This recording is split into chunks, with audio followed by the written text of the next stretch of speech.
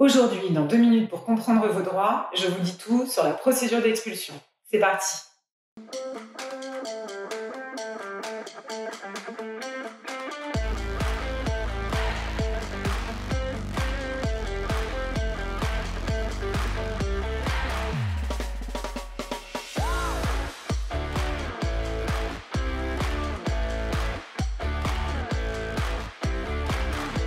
Vous venez d'obtenir une décision de justice prononçant l'expulsion de votre locataire et il s'agit maintenant de la faire exécuter. La première chose à faire est de demander à un huissier de signifier cette décision au locataire qui dispose alors d'un délai d'1 mois pour faire appel. Si au bout du délai d'1 mois, le locataire n'a pas fait appel et n'a pas quitté les lieux, l'huissier doit alors lui délivrer un commandement de quitter les lieux. Et le locataire a 2 mois pour libérer le logement. Casse-toi! Je pense qu'il vaudrait mieux que vous vous cassiez. Si le locataire ne s'exécute toujours pas, l'huissier peut demander à la préfecture le concours de la force publique afin de procéder à l'expulsion physique du locataire. La préfecture étudie le dossier et accorde ou refuse au cas par cas, selon les situations, le concours de la force publique.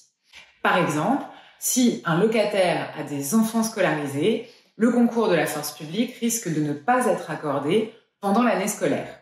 En revanche, en cas de refus de la préfecture, sachez que vous disposez d'un recours en indemnisation contre l'État.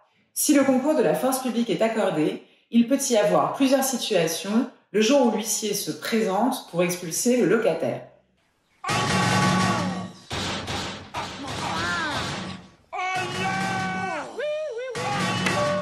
Si le locataire est présent et qu'il n'émet aucune contestation, l'huissier va établir un procès-verbal d'expulsion et va récupérer les clés du logement.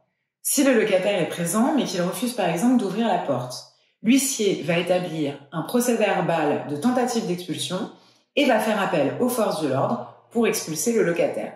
Enfin, si le locataire est absent, l'huissier ne peut pénétrer dans le logement qu'en présence des forces de l'ordre et avec un serrurier.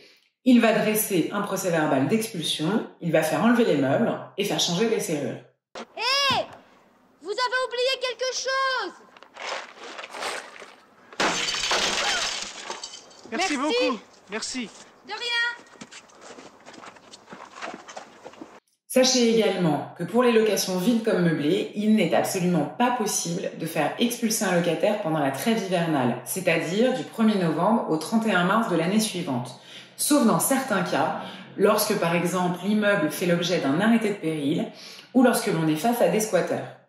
Bref, je ne vous cache pas que la procédure d'expulsion, c'est un peu le parcours du combattant, alors pour défendre vos intérêts, je vous conseille vivement de vous faire assister d'un avocat.